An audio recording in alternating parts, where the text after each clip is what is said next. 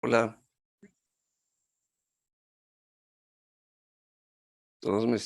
empezamos de una vez. Hola Jaime, sí, Hola, bienvenido. Arranquemos. Entonces, ok, hoy la sesión de hoy es orientada a que Jaime nos ilustre sobre el Extended Case y también como darles unos pequeños tips rápidos por si quieren en sus proyectos implementar proyectos con regresión lineal. bueno, buenas noches a todos. Espero que lo que les voy a mostrar les sirva sobre todo para los que van a trabajar con proyectos de regresión lineal. Em, Voy a enfocarme mucho en cómo sería el orden en la vida real. Esto es un caso netamente académico, entonces el orden en que están propuestos los ejercicios no es el orden en el que uno haría un modelamiento con regresión lineal. Entonces yo voy a ir pasando, digamos, los puntos donde encontré, cuando me ya que íbamos calificando mayores problemas y pues me voy a enfocar más en la parte conceptual porque la parte, digamos, de código, pues hay 10.000 formas de hacerlo y me parece que aquí es más importante eh, que entendamos algunas cositas de concepto que vi errores. Para comenzar, digamos, así de entrada, lo primero que uno hace cuando hace un proyecto y no es solo de regresión lineal, sino de cualquier cosa, es mirar mis datos. Yo tengo que saber qué variables tengo, si tienen valores perdidos, no tienen valores perdidos. Si sospecho que tienen valores perdidos, en el caso de la regresión, el manejo de los valores perdidos es activo, es decir, hay que eliminar la línea por lo general. Y aquí en este ejercicio precisamente habían algunos casos de valores perdidos, pero muy poca gente se dio cuenta que había una variable que se llama unnamed cero. Y a algunos les quedó, bueno, la mayoría se dieron cuenta realmente, pero a algunos les quedó esa variable dentro del modelo y eso pues genera ruido. Sí, porque es una variable artificial. Entonces, fíjense que uno es tan sencillo como uno cargar los datos, se cargan los datos y decirle a Python o al lenguaje que estén utilizando, déjeme ver por lo menos los 10 primeros casos y ahí mismo aparece esta variable que está aquí que tenemos aquí, esta, que no debería estar en el modelo. Listo. Entonces, esto es importante. Este primer punto aquí va a subrayarlo para que lo vean. Si logro encontrar donde tengo el espero. Esta de acá. Si se dan cuenta, esa variable era extraña. Bueno, entonces, eso en cuanto a lo primero. En segundo lugar, bueno, el primer ejercicio pues no tenía nada de extraño, era simplemente hacer una serie de gráficos. Aquí hubo de todos los tipos y colores, no tiene nada de malo, pero lo que uno quiere ver cuando uno está haciendo una regresión lineal y tenemos definido, en este caso, que es un seguro, el costo de un seguro, versus una serie de variables que nos dicen puede afectar ese costo, em, es mirar qué relación hay entre mi variable dependiente, que es el costo, y las demás variables, que son las variables independientes o regresoras. Entonces, por ejemplo, en estos casos de regresión es muy útil cuando la variable es continua o numérica, digamos, no nominal, hacer scatter plot. Y aquí podíamos ver cómo se comportaba, por ejemplo, en este primero, el costo contra carriage, la edad del carro. Aquí este sería costo con age oldest y así para cada una de las variables. Cuando son variables nominales, lo que más me permite a mí comparar la relación entre la variable independiente, la variable dependiente y las variables independientes son los diagramas de cajas. Y mejor si tienen los noches son, ya les digo, ya les muestro qué son los noches, son estas cositas de acá, estos cuñitas que ven ustedes aquí. Pero, a ver, le digo que me deje pintar. Estas cuñitas que se ven acá, no me dejó pintar, bueno, esas cuñitas que se ven en el medio del, de cada diagrama de cajas es lo que se llama notch. Y lo que básicamente es el notch es, como ya les había contado alguna vez y les he escrito en el foro, es el intervalo de confianza aproximado al 95% de confiabilidad de la mediana. Digamos que, por ejemplo, en este gráfico casi todos se traslapan. Cuando dos noches se traslapan, dos intervalos se traslapan, yo no puedo concluir absolutamente nada acerca de si la mediana de una categoría es mayor que la de la otra. Si no se traslapan, sí puedo concluir que son estadísticamente significativamente diferentes. Entonces, por ejemplo, uno podría decir que esta de acá, la primera con la última, así a ojo, no se traslapan. Entonces, esta de aquí y esta de acá, pues no son significativamente diferentes. Entonces, eso es importante tenerlo aquí. No me dejo ver, no me deja pintar ahora. Bueno, eso por un lado. Entonces, fíjense que en las variables nominales es mucho más práctico comparar los diagramas de cajas. Aquí hay otro ejemplo. Miren, estos dos, por ejemplo, este diagrama, este notch, este intervalo de aquí, se alcanza a traslapar con este. Por lo tanto, aquí no puedo concluir nada. Este ya no se traslapa, o sea, esta categoría que sería el carro Curtsy Previews sería mayor que la mediana de este. Es significativamente diferente porque no se traslapan, y así como en este caso que es más chiquito, más sencillo de ver porque son solo dos, también podemos decir que son valores significativamente diferentes para las categorías de si es o no dueño de casa contra el costo del seguro, y así sucesivamente. Entonces, algunos hicieron diagramas de barras. No es que esté mal, pero no me parece que, digamos, en el fondo ayude a ver las relaciones o las hace más complicadas de ver. La idea es hacer algo sencillo que nos permita identificar rápidamente si hay alguna relación entre la variable de respuesta o la dependiente y las independientes. Entonces, esto fue lo que yo hice en el caso para mirar eso. El segundo punto, pues no tiene, es lo que encontramos es que efectivamente yo puedo crear las dummies, pero aquí uno no puede perder de vista para qué está creando esas variables dummies en las variables categóricas. Esas dummies se están creando porque las vamos a insertar en un modelo. Entonces, si las voy a insertar en un modelo de regresión lineal, pues de entrada debo decirle que me quite la primera dummy de cada variable nominal que estoy volviendo, le estoy calculando las dummies o construyendo las dummies. Si no lo hago y después no tengo el cuidado de hacerlo a mano, es decir, quitarla a mano, lo que estoy generando, como les pasó a muchos, es multicolinealidad perfecta. Y eso, pues, eso es terrible porque los modelos se vuelven, no son precisos y tiene un montón de problemas que ya les diré cuando les vaya diciendo más adelante lo que les mencionaba del orden, cómo uno hace el modelo. Entonces, lo primero, lo importante aquí es que si voy a construir un modelo de regresión lineal, lo más práctico es decirle a la instrucción aquí con drop first, que quite la primera dummy. Es importante, y aquí les recuerdo, que no importa cuál dummy quite uno de una variable, eso es irrelevante. Lo importante es que en el modelo para cada variable quede k menos 1 categorías de esa variable, no pueden quedar todas. Bueno, aquí volvemos a ver ya cómo quedaba cada dummy creada. Fíjese que aquí todavía tengo un name, más adelante le hago el drop. Es importante también mirar cómo van evolucionando, cómo es el tipo cómo quedan el tipo de variables. Ayuda como a hacer un control de calidad de lo que uno va haciendo. El tercer punto, pues no tiene, todo el mundo lo tuvo bien, básicamente era mirar cuál era, perdón, partir el conjunto de datos en training y test, entonces no tiene problema. Y aquí ya en el cuarto empezamos a mirar ya como nos dicen, ajuste el modelo y verifique cuál es el ACAIC. Entonces aquí ya empieza, digamos que esto es como les decía, un ejercicio netamente académico, pero en la vida real yo nunca haría eso. Es decir, yo no ajusto el modelo y me pongo de entrada a mirar cuál es el ACAIC, el R cuadrado. No. Lo primero que debo hacer, y les mostraré ya al final, es empezar, yo ajusto el modelo y empiezo a chequear si se violan los supuestos. ¿Por qué?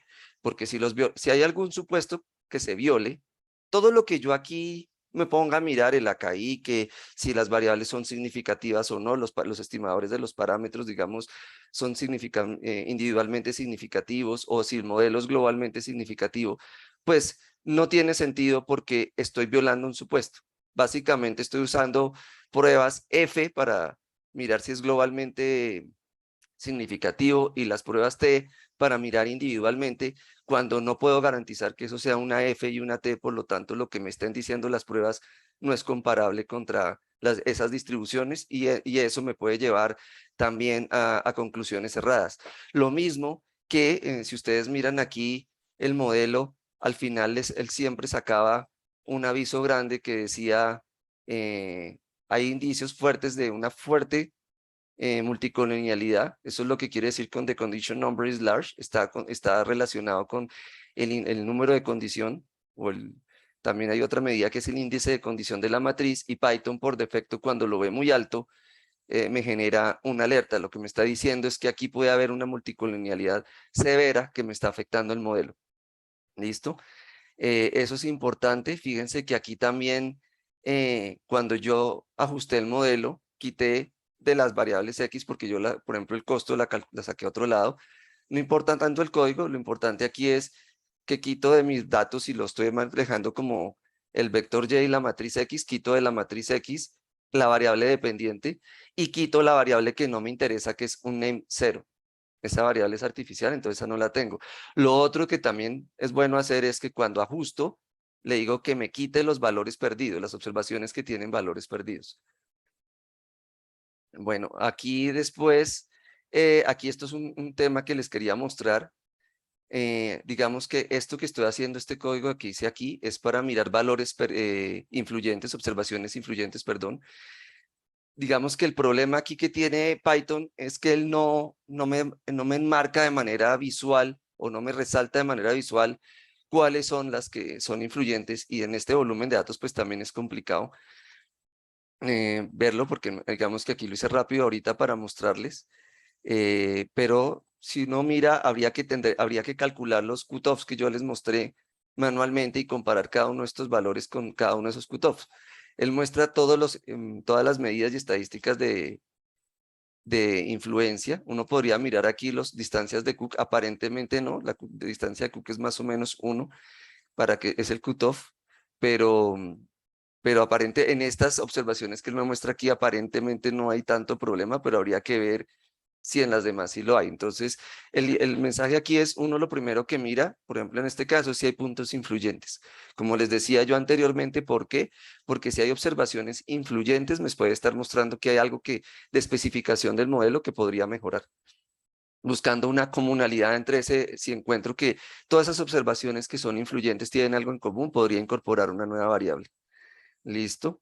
Pero digamos que esto el caso no lo pedía, el caso estaba pidiendo era que ajustáramos el modelo y que procediéramos básicamente a interpretar cuál era el estado y los coeficientes de la regresión. Como les digo, esto no se debe hacer sino hasta después de haber validado los supuestos, y ahorita van a ver, aquí lo vamos a hacer en el orden del caso, pero van a ver más adelante los problemas que salen. Cuando se comparan los estados, bueno, cuando uno mira los estados más caros, digamos que es lo que pedía el ejercicio, casi nadie cayó en cuenta de una cosa y es crucial: están comparando variables nominales, y las variables nominales que están basadas en los dummies, y esas variables hay que hacerlas de manera comparativa contra la categoría de referencia. Entonces, lo que había que decir, y eso es un error grave si no se pone, es comparado contra el estado de referencia, que en este caso era Alabama. El estado de Nueva York es el más caro. ¿Listo? Porque todas las interpretaciones de los betas de esa variable, de los coeficientes de cada dummy, están comparados contra esa variable de esa categoría de referencia o esa dummy de referencia. Lo otro que es importante es que interpretar no es decir, fíjense que en el siguiente punto, en el 4, les decía, interprete las variables y digan si ven el signo, si el signo les tiene sentido. Uno de los objetivos de ese ejercicio es que el signo puede cambiar cuando hay multicolinealidad. Entonces yo tengo que mirar también si los signos tienen sentido. Eso puede ser un indicio de problemas. Mucha gente lo que hizo fue simplemente se quedó con lo del signo, o decían sí, aumenta, disminuye, pero eso no es interpretar un modelo. Acuérdense que interpretar un modelo es decir, cómo cambia el valor esperado o la media, en este caso del costo, que es mi variable de respuesta o variable dependiente, si yo cambio la variable que estoy analizando en una unidad y dejo todo el resto constante. Eso hay que dejarlo claro y eso hay que decirlo, ¿sí? Uno tiene que decirlo siempre. Entonces, básicamente la interpretación debería ser algo como lo que yo tengo acá. Si yo aumento la edad del carro en un año, el costo incrementa en tantos, se disminuye en tantos dólares, por ejemplo, dejando todas las variables constantes. Y en este caso, pues si el carro tiene más edad, para no entrar en todas las variables, sino en esta, por ejemplo, el signo no tiene sentido porque se supone que entre más edad tenga un carro, la póliza es más costosa. ¿Qué es lo que puede estar pasando ahí? Pues efectivamente la multicolinealidad puede estar haciendo de las suyas en el modelo. Entonces, aquí ya vemos, y fíjense que esta parte del ejercicio sirve mucho para ver qué pasa si yo simplemente hago un modelo y no miro nada. Si uno se basara en este modelo, está diciendo con solo esa variable que a medida que un carro es más viejo, el seguro es más barato, lo cual contradice porque el carro puede tener problemas y el riesgo de accidente puede ser mayor. Y todo se debe a que el modelo tiene problemas y no lo hicimos. Esto aquí es, como les digo, el objetivo un poco del ejercicio era estréllense por primera vez con un modelo de regresión en la práctica. Entonces, eso es lo importante. Entonces, no olviden, como les decía, les recalco, revisar supuestos y aquí en las interpretaciones siempre es, si yo aumento una unidad de mi variable independiente, ¿cómo afecta el valor esperado de mi variable dependiente si dejo todas las demás variables independientes constantes? Bueno, posteriormente nos preguntan que cuáles son las variables significativas. Aquí es efectivamente, pues como les venía diciendo, no es algo que uno haga en la práctica, pues porque no ha hecho todavía las validaciones del modelo. Ya vimos que el modelo desde el principio nos está diciendo que tiene multicolinealidad. La multicolinealidad no solo cambia el signo, o uno de los efectos es que ustedes han visto que para cuando yo miro el resultado de un modelo, para cada variable, ustedes ven que él muestra un error estándar, ¿cierto? Ese error estándar es la raíz cuadrada de la varianza de cada una de los estimadores de los parámetros. Acuérdense que aquí yo estoy estimando parámetros de un modelo que yo especifiqué. Los parámetros son constantes, los estimadores son variables aleatorias o estocásticas, por eso las estimamos. No conocemos el parámetro real y utilizamos esos estimadores para saber cómo se comporta ese parámetro. Entonces, cuando yo tengo una multicolinealidad, resulta que dentro del modelo, en resumidas cuentas, hay una matriz para que lo sepan los que quieran leer el día de mañana más sobre esto, que se llama la matriz de varianza-covarianza, y de ahí es donde salen esos valores, esos errores estándar, todos estos que ustedes ven aquí en la segunda columna aquí en Python, que dice error estándar. Esa matriz se ve afectada artificialmente cuando hay multicolinealidad. ¿Eso cómo me afecta? Pues básicamente me puede agrandar los intervalos de confianza, llevándome de cada uno de los estimadores, llevándome a tomar conclusiones erradas acerca de si el estimador es significativo o no. Eso por un lado. En segundo lugar, aquí para mirar, entonces es importante ver que yo no, repito, voy a mirar significancia si no he mirado todos los supuestos del modelo y no he mirado la significancia global del modelo que se mira aquí.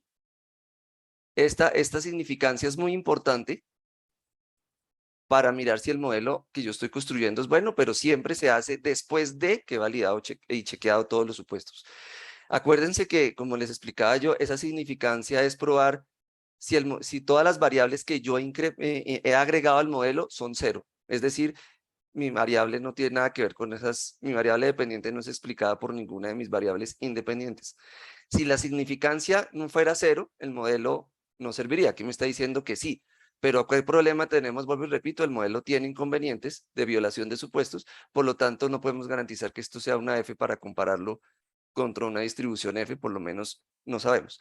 Pero supongamos por ahora que funciona, entonces obviamente yo cuando digo cuándo una variable es significativa, tengo que especificar el nivel de significancia al cual yo estoy haciendo la comparación, salvo que el valor P esté muy cercano a cero, porque hay cualquier valor de significancia, pues no me va a dar significativa, o sea muy grande es más del 10, 15, 10, 8, no, más del 10%, 0.1, uno dice, ya ni siquiera dice a qué nivel de significancia, porque generalmente nadie va a poner un nivel de significancia de un 20% o de 0.2.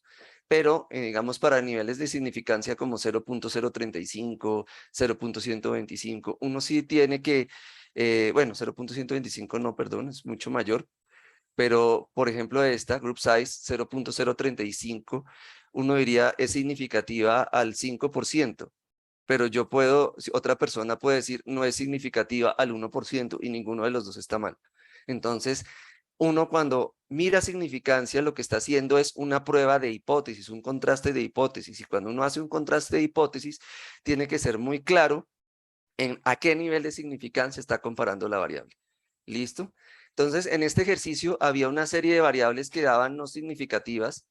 Digamos, por ejemplo, al 5%, esta es significativa, esta no es significativa, pero las demás de los estados sí son significativas. Entonces, recuerden que cuando yo estoy mirando variables nominales, si al menos una de las dummies de esa variable nominal, que en este caso es el estado, es significativa, todas, la variable como tal es significativa. Entonces, yo no puedo quitar ninguna dummy porque no puedo quitar esa dummy porque las otras sí son significativas.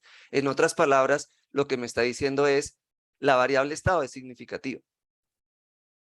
Cuando yo tengo varias variables numéricas y digamos que tuviéramos varias variables nominales también, que creo que sí las hay, lo vamos a ver más adelante, que no son significativas, yo no puedo llegar y quitarlas del modelo abruptamente. Acuérdense que en los modelos de regresión se puede presentar un fenómeno que se llama confusión de variables. La confusión es, en términos coloquiales, como si una variable se escondiera detrás de otra, entonces no se puede discriminar bien y cuando yo miro la significancia individual me puede decir que no es significativa porque la está cubriendo otra. Y si yo la quito y no hago pruebas para ver si las dos en conjunto no son significativas, o quiero las pruebas, digamos, como les mencionaba yo en los foros de ANOVA, pues puedo estar generando problemas. Aquí hay una fe de ratas, yo sé que espérense que me enredé. Ya, el caso sugería hacer Bonferroni, eso es esa fe de ratas que les voy a decir es porque utilizar Bonferroni para selección de variables es un tema que genera mucho debate a nivel estadístico en muchos casos y generalmente se considera una mala práctica porque lo que hace Bonferroni realmente es construir intervalos de confianza conjuntos cuando yo tengo varios intervalos de confianza individuales. Recuerden ustedes que cada intervalo y cada prueba que hace la T para cada variable es individual, es independiente de la otra. Entonces lo que hace Bonferroni es controlar el error de tipo 1 para garantizar que no se me dispare, pero él no hace nada contra o para verificar o controlar, no puede el error de tipo 2 y ese error de tipo 2 sí se dispara. Y recuerden que el error de tipo 2 es fallar en rechazar la hipótesis nula cuando es falsa. Entonces, ¿qué es lo que ocurre? Cuando yo utilizo Bonferroni para esto, puedo estar diciendo que hay variables que no son significativas cuando en realidad lo son. Y la otra razón por la cual Bonferroni no se recomienda es porque dentro de la teoría de la regresión lineal hay pruebas mucho más eficientes que Bonferroni, que el mismo Python hace de una manera mucho más sencilla que todo lo que el código que ustedes hicieron para Bonferroni. Entonces, no se puede justificar hacer una prueba que no es potente, que tiene problemas para esto, habiendo muchas pruebas en regresión lineal para mirar esos temas. Eso por un lado. En segundo lugar, cuando uno hace aquí la prueba de Bonferroni, si ustedes miran acá, ya les muestro, es mucho más sencillo, el código es extremadamente corto. ¿Cómo se ejecuta? Uno básicamente tiene el, el modelo completo, que es el original que ustedes plantearon, y luego construye un modelo que se llama, en términos estadísticos, restringido. Para los que quieran seguir aprendiendo de regresión, se llama restringido, porque la regresión tiene una capacidad muy chévere que, digamos que la hace muy potente, y es que yo sin cambiar mi modelo puedo probar restricciones si son significativas o no. Es decir, yo puedo probar restricciones como si fueran programas de programación lineal, por ejemplo, no sé, decir, si yo aumento la edad de los carros en 2 y pongo otra variable y estoy en el estado de Alabama, puedo decir que mi costo es tanto. Todas esas cosas se pueden construir dentro de una regresión y haciendo pruebas estadísticas yo puedo mirar si esa hipótesis que yo estoy diciendo es verdadera o es significativa, es decir, es cierta o no. Entonces, por eso se llama modelo restringido, porque cuando yo construyo el modelo restringido, lo que hago es tomar el modelo original con todas las variables y le quito todas aquellas que yo considero o vi después de haber validado los supuestos y que todo me funciona, no son significativas. Entonces, aquí importante, ojo, eso es para poder hacer la prueba que les voy a mostrar en la ANOVA tienen que ser modelos anidados. ¿Eso qué significa? Que la única diferencia entre los dos modelos es que el modelo full tiene todas las variables y el modelo restringido le he quitado unas variables. No puede tener otra diferencia, o sea, yo no puedo quitar unas variables y agregarle otras al modelo restringido. No, solo puedo quitar unas del modelo full y ese es el modelo restringido. ¿Por qué restringido? Porque estoy haciendo unas variables que estaban en el modelo full, las estoy forzando a ser cero, es decir, las estoy removiendo del modelo. Esa es la prueba que se hace. Entonces yo construyo básicamente dos modelos, el modelo full y luego el modelo restringido. Cuando ya tengo los dos modelos, lo que hago es una comparación que se hace con esta instrucción. Simplemente, por ejemplo, es una prueba F, fíjense, y me está diciendo que el valor P es 0.40. En este caso, por ejemplo, yo no tengo que decir ningún nivel de significancia porque 0.40 es un valor P muy grande. Pero vuelvo y les repito, estamos en un ejercicio académico asumiendo que todo lo que miramos estaba funcionando bien y tampoco, ni siquiera que había multicolonialidad. Estamos haciendo de cuenta que no hay multicolonialidad. Entonces, si esta prueba me resulta no significativa, me está diciendo puede quitar sin ningún problema las variables que que usted probó y no eran significativas. O sea, mi modelo restringido se convierte en el modelo final. Aquí, o en el siguiente modelo, digámoslo así. Aquí hay una cosa importante y es también que les quiero aclarar, uno no compara modelos a medias. O sea, por ejemplo, si yo estoy en la mitad del modelamiento, porque esto es un proceso iterativo, no siempre estas pruebas van a dar así. Hay veces que yo hago la prueba y me dice, no, la prueba es significativa, lo cual significa que al menos una de las variables es diferente de cero. Entonces tengo que mirar cuál es la variable que no puedo borrar. Generalmente uno empieza por mirar la variable que se acerca más a ser significativa. A veces sigue diciendo lo mismo que no puede borrar, a pesar de que uno no la borre. Entonces uno tiene que empezar a jugar con diferentes combinaciones de esas variables significativas y pueden llegar casos extremos en que la prueba nunca le dice a uno usted no puede borrar nada. Y ya tiene uno que mirar cuál es el modelo más simple cuando tiene varios modelos posibles. Pero uno no compara modelos con Akaique, ni con R cuadrado, ni con R cuadrado ajustado, cuando no está comparando modelos finales. Si un modelo intermedio que todavía no sé si es el definitivo, no tiene sentido compararlo.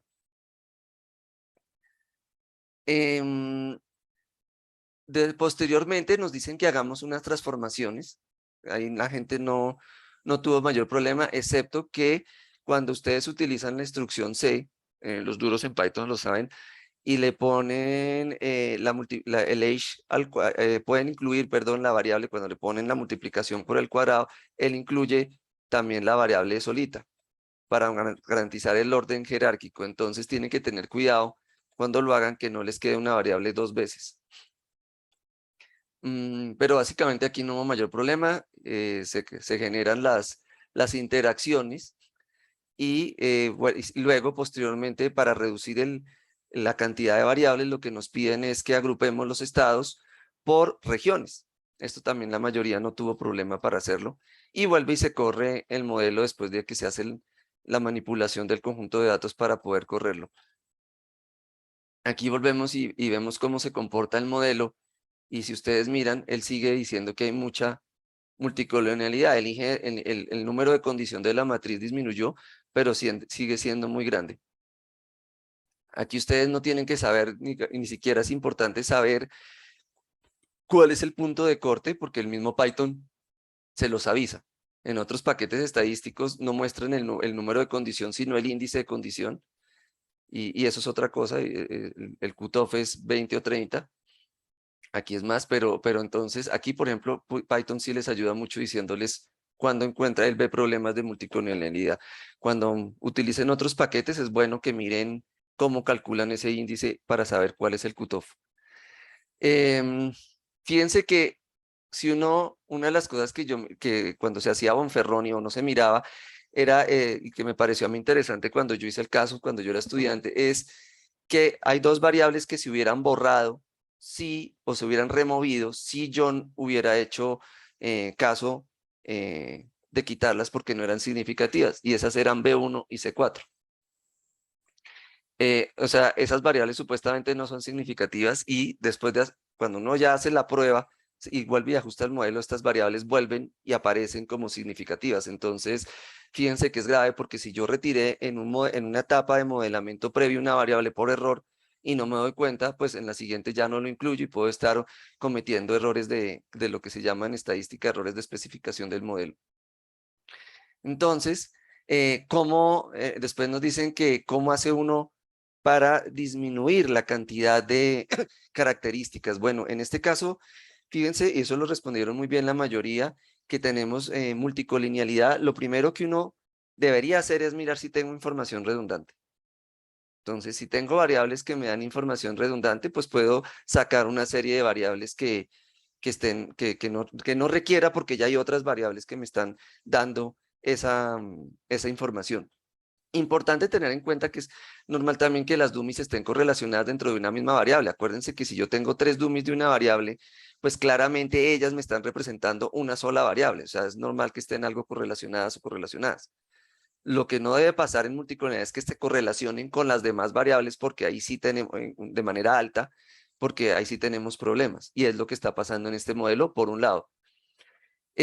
Otra cosa que uno puede mirar es si ya ve que eliminó todas las variables que tienen información redundante y dejó el conjunto, digamos, de las que necesita y no puede sacar más porque no son redundantes a pesar de estar correlacionadas.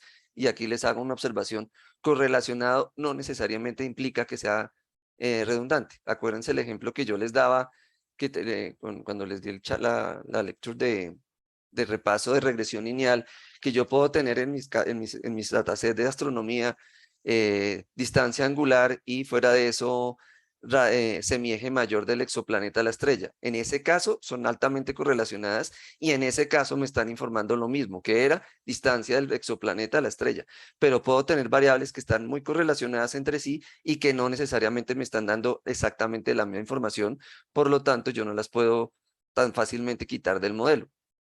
O la teoría me dice que deben ir en el modelo y pues yo no puedo retirarlas. En ese caso, entonces lo que uno hace es utilizar otros métodos que ustedes ya vieron, algunos como los estimadores de cordillera o la regresión Rich, y también puede utilizar componentes principales, aunque estos últimos, pues, aunque uno se puede devolver, no es tan sencillo la interpretación cuando uno se devuelve, no todo es tan fácil. ¿Cómo puedo saber yo qué variables me están dando a mí, me están ocasionando la multicolinealidad? Yo puedo sacar, como lo sugiere el caso, la matriz de correlaciones y pintar las que están más correlacionadas, pero también hay un índice que me ayuda mucho que es el BIF, que es el Variance Influence Inflation Factor.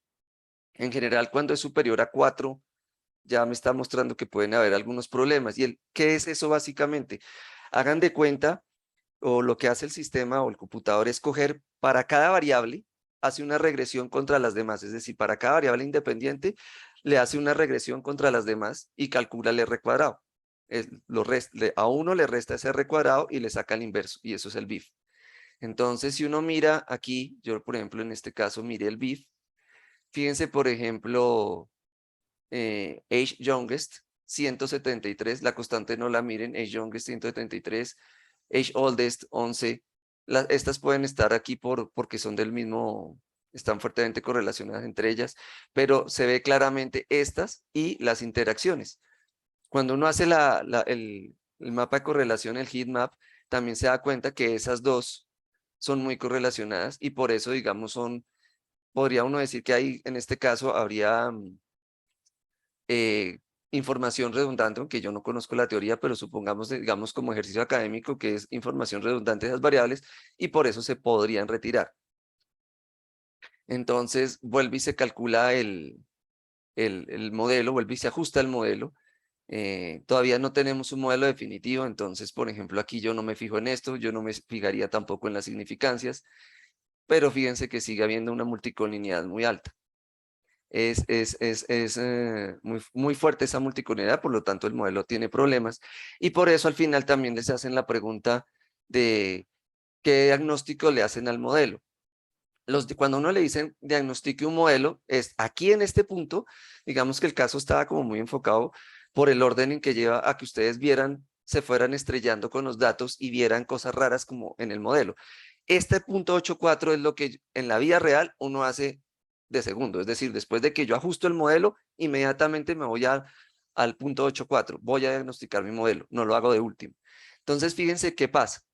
Si yo hago una cucuplot, me muestra que realmente, acuérdense, bueno, aquí les voy a hacer una aclaración porque creo que eso ha generado algo de confusión.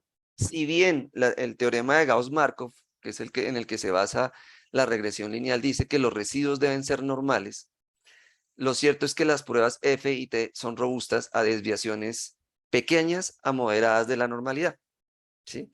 Entonces, es normal que cuando yo tengo muchos datos, en esta parte aquí donde les estoy mostrando, se comporten normal, porque eso lo dijo Tukey, eso no es nada raro. Aquí tiene una pequeña desviación de la normalidad, se aleja de la línea recta, y aquí una más fuerte. Pero al parecer es una desviación moderada, más no severa, por lo tanto, que los residuos no se comporten normales no es malo. Entonces, aquí les muestro, les hago una aclaración. Fíjense que Python hace varias pruebas para mirar si son normales los residuos. La omnibus con su valor P, el sesgo y la kurtosis también es para mirar si compararlos contra los de una normal, y la prueba Harke-Vera también es una prueba de normalidad.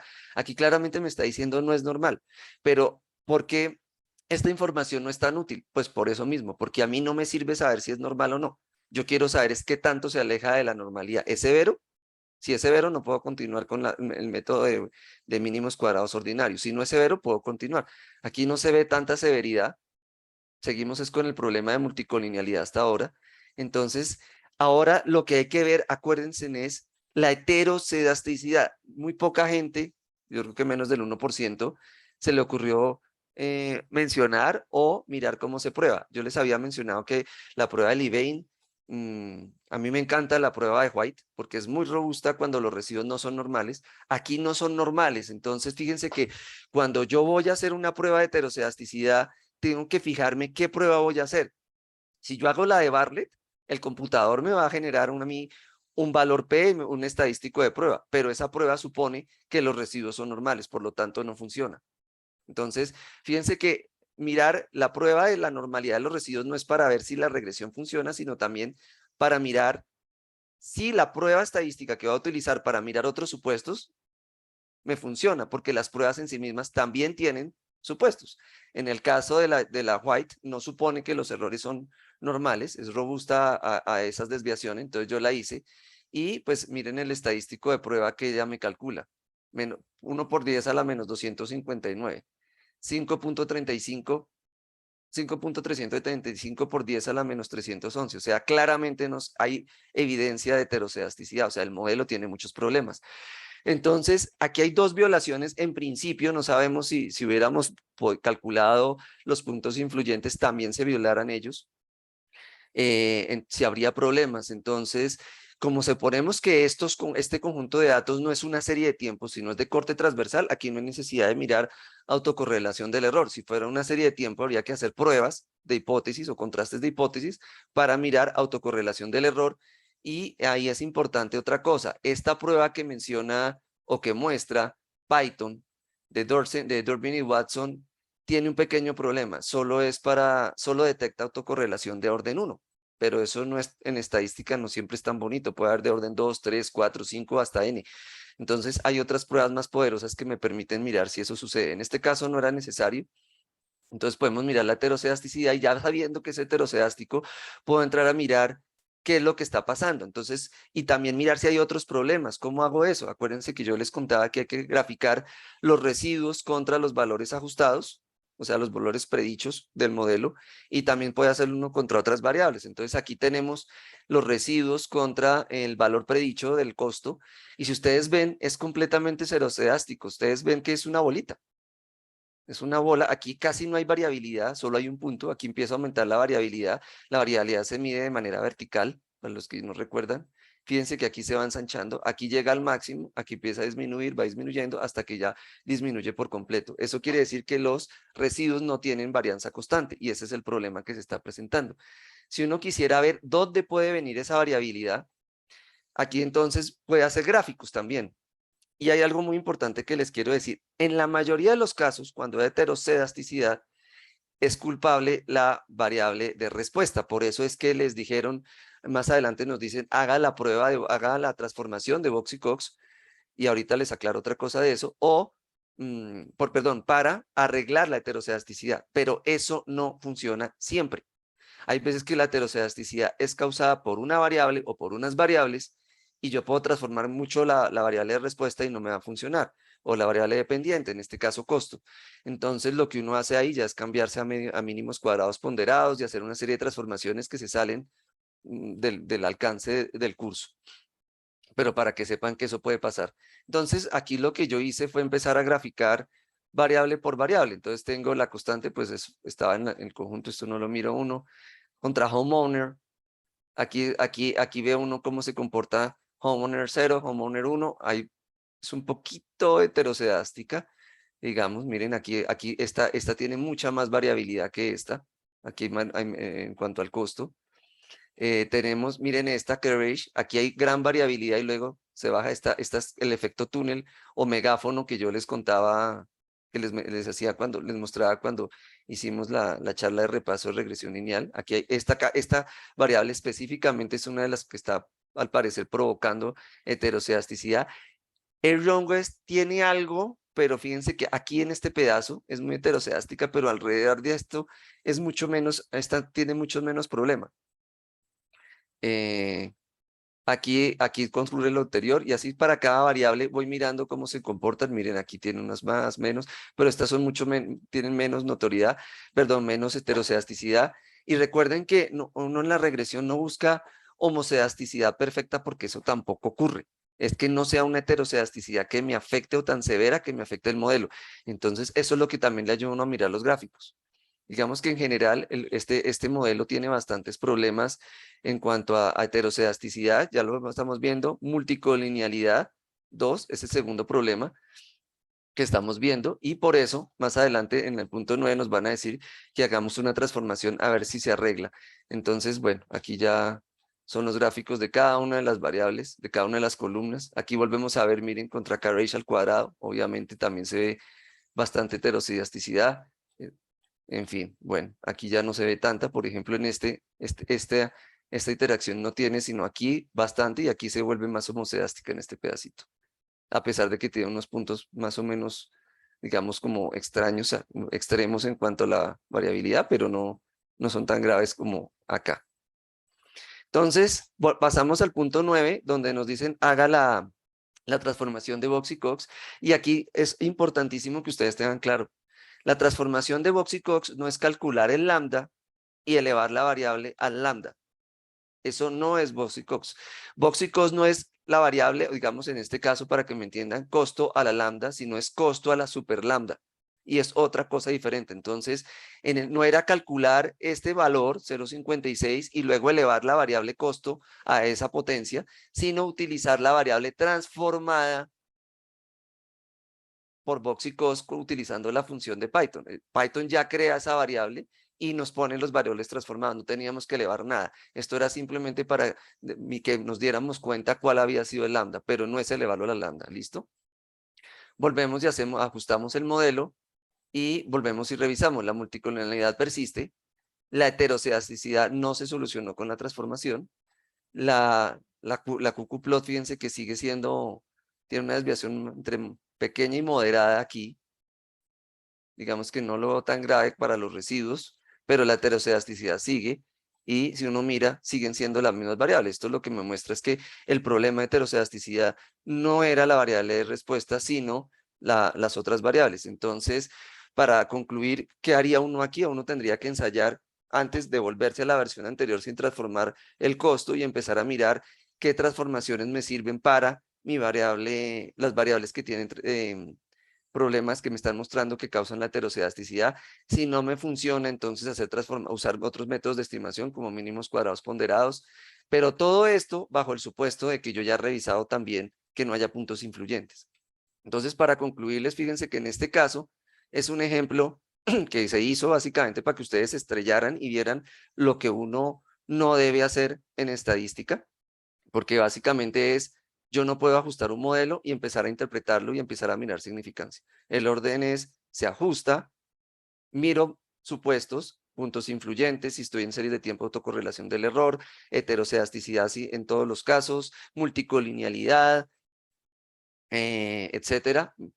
Después de que ya tengo todo eso validado y mi problema y mi modelo no tiene problemas, miro significancia global, que es la prueba F, y luego sí la significancia individual de cada variable para poder saber cuáles son candidatas a ser removidas y hacer las pruebas.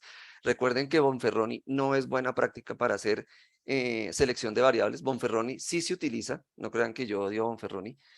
Bonferroni sí se utiliza en regresión lineal, pero por ejemplo, cuando yo necesito construir intervalos de confianza simultáneos de predicción, Bonferroni me puede ayudar, o cuando necesito por alguna razón mirar los intervalos de confianza simultáneos de las variables, más no para hacer selección de variables. ¿Listo? Eso sería todo. No sé si tienen preguntas. Ok, Jaime. Vale. Entonces en Paul's and Answers hay un hilo. Ujú.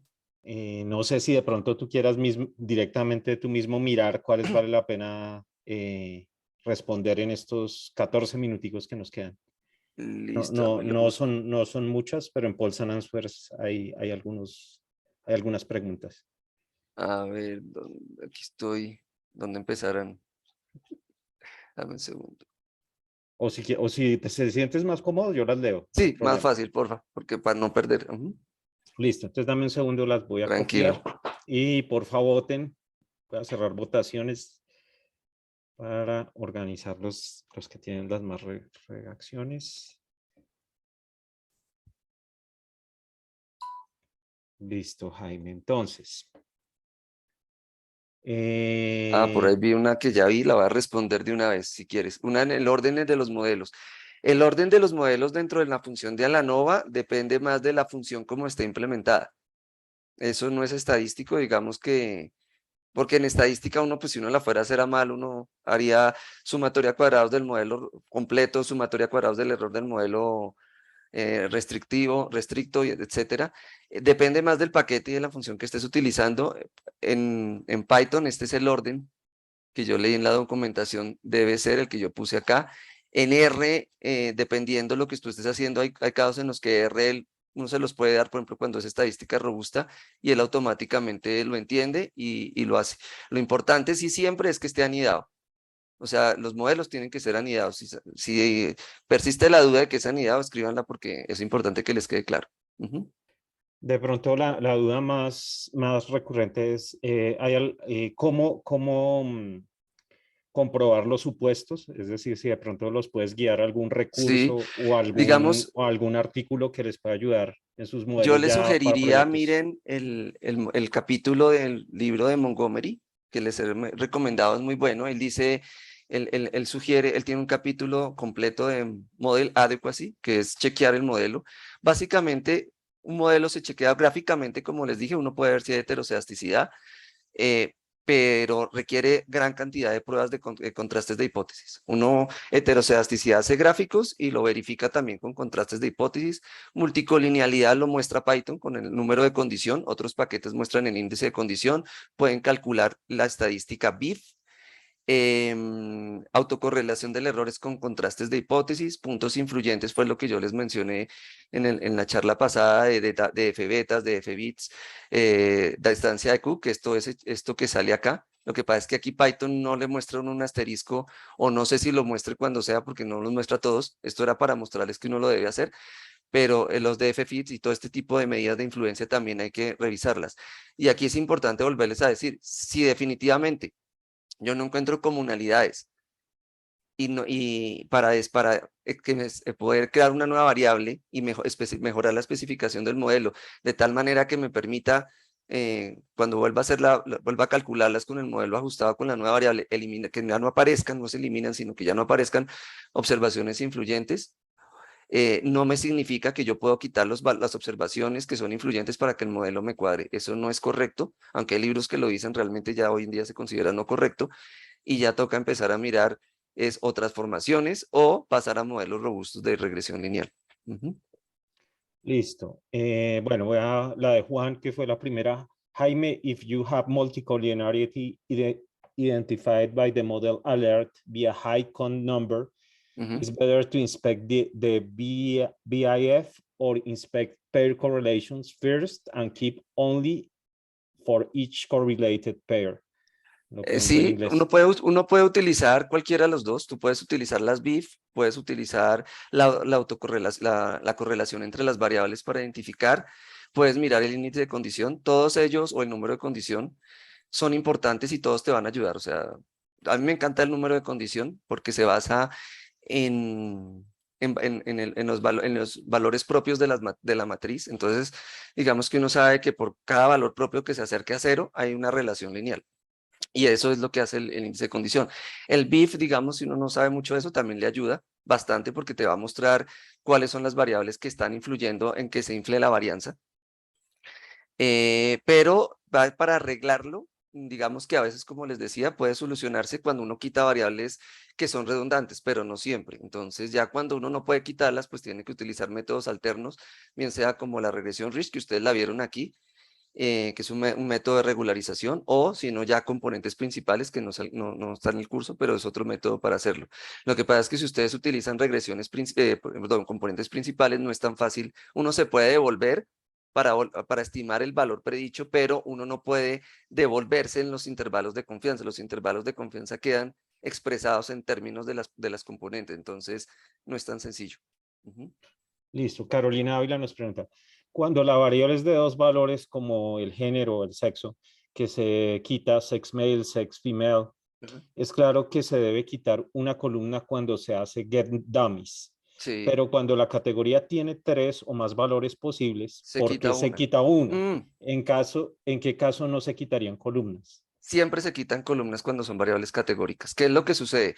Esto no lo ven en el curso, pero se los voy a explicar. Cuando uno hace una regresión, es que este bicho no me deja escribir, no sé por qué hoy no quería escribir para pintarles, pero no. A ver si.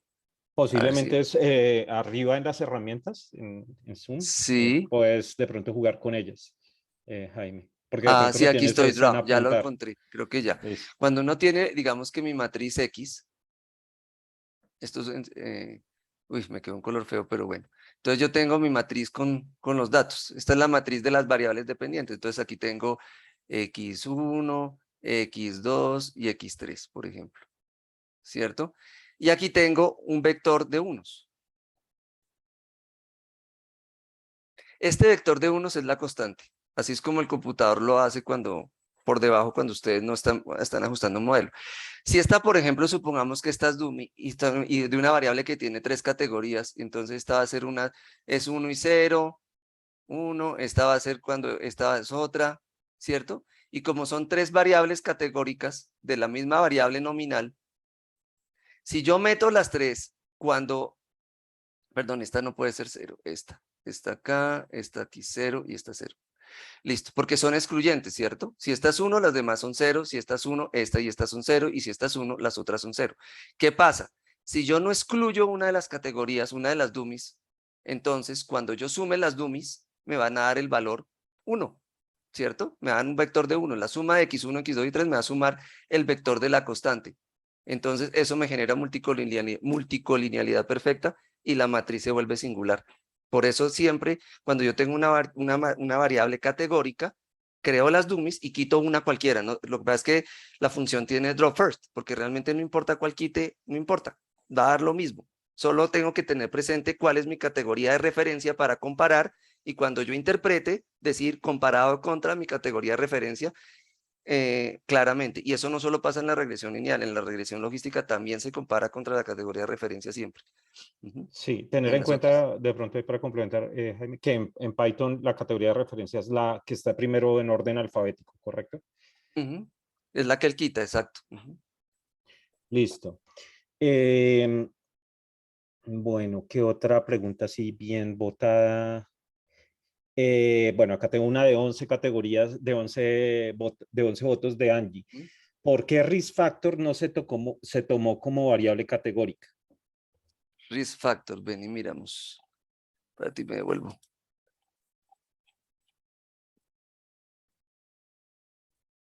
A ver, risk factor.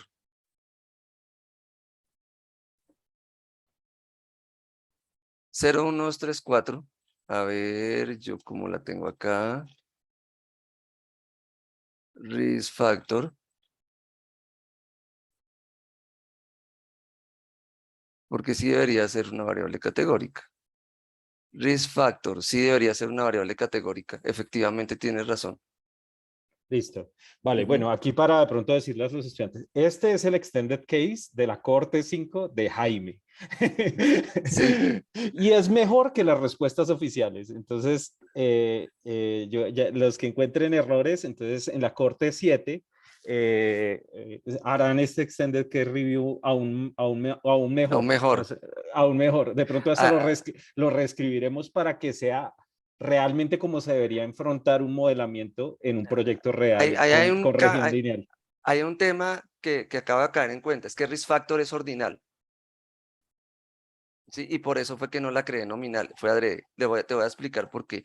Se puede hacer, pero cuando tú la vuelves, o sea, uno puede volverla dummies, pierde la ordinalidad. Entonces, hay dos teorías. Unos dicen, listo, categorícela como una dummy normal, pero pierde la parte ordinal.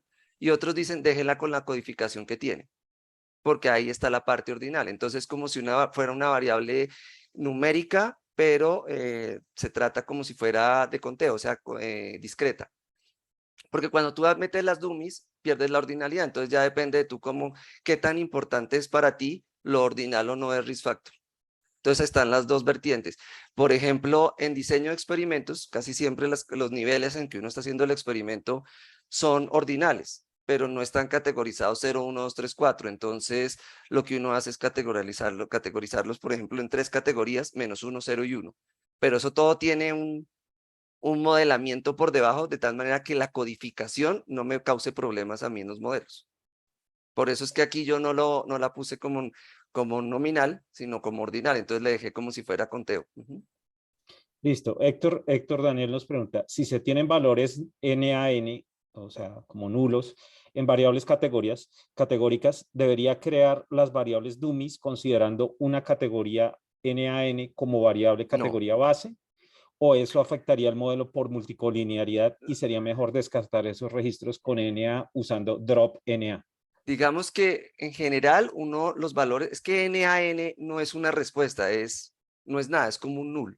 Entonces ahí ya va más a criterio del investigador. Si es una variable categórica y tú ves que podría ser, por ejemplo, diferente, es diferente, lo voy a decir en esta forma, nan a no sabe, no responde. Porque cuando uno dice no sabe, no responde, la persona marcó no sabe, no responde. Nanes no dijo nada. Entonces yo no sé ahí qué es. Entonces yo personalmente preferiría quitar los nan con drop first. Y si es no sabe, no responde, es una categoría de la variable que habría que modelar como una dummy. Y siempre tenga una, dos, tres, cinco o 1000 categorías, tengo que quitar una dummy de esas categorías, de una misma variable, ¿no? Ok. Bueno, no sé si esta ya la leí, pero es una de las más votadas. Si la repetí, me avisas, Jaime. No Do- importa. Does one hot encoding perform it better to run the model? Have this, no entiendo bien cómo es la redacción, pero dice, does one hot encoding perform better to run the model? Have the same result than declaring them as categorical variables? In example, pone una C Bueno, entre paréntesis, es direct como, in the OELS fórmula. Es como, digamos que ya más depende del código. Yo digamos que no, es más el lenguaje, cómo lo haga el lenguaje. Yo nunca, para serles franco, hago regresiones en Python, yo las hago en R. Y en R uno simplemente le dice que es un factor y él se encarga de hacer todo. Cuando uno le dice, esta variable es un factor, se olvida de todo, él se encarga de cuadrarlas y ponerlas y no tiene problema y es bastante rápido. Tocaría mirar la documentación que sugiere porque ya es tema de cómo lo trate el lenguaje por debajo. Ya no es tanto estadístico. Digamos que desde el punto de vista estadístico lo importante es que yo cree mis dummies y si voy a usarlas por un modelo o le digo drop first en Python para que me quite una dummy de cada variable o yo, porque hubo gente que lo hizo también, lo hago manualmente. O sea, creo todas las dummies y después le digo, no, quíteme una, pero eso es complicarse uno la vida, ¿no? Bueno, porque se le olvida grabar. y algo rápido para Laura, ya para terminar. Ujú. ¿Cómo se solucionan los problemas de autocorrelación? ¿Qué respuesta, qué camino le sugieres Cuando, a cuando Laura? hay autocorrelación serial, ¿te refieres a esos? Hay que cambiar el método de estimación. Existen métodos como U-Worker, Cochran-Orkut, máxima verosimilitud, pero ya son cosas, y hay una variación a mínimos cuadrados ordinarios. No se hace mínimos cuadrados tal cual como están, como este método, no funciona. ¿Por qué? Porque tú tienes que estimar dos cosas. Tienes que estimar los parámetros y fuera de eso, del modelo, y fuera de eso tienes que estimar los parámetros del modelo que explica la autocorrelación del error. Listo. Y una última pregunta ya, porque es una duda Ujú. que también votaron mucho. No entendí por qué no se eleva la variable a la lambda. Porque es que Box-Cox no es en la variable a la lambda. El Box-Cox es la variable a la super lambda y hay una función detrás de Box-Cox que dice cuál es la variable transformada, que no es elevarla a la potencia lambda. Cuando uno la eleva a una potencia es la transformación de Tukey. No está mal, pero no es Box-Cox. Bueno, Jaime, bueno, muchas gracias a todos. Porfa, trabajen en sus proyectos mucho, muchísimo y porfa, como equipo estén trabajando. Un saludo para todos y nos vemos mañana. Chao, que les rinda.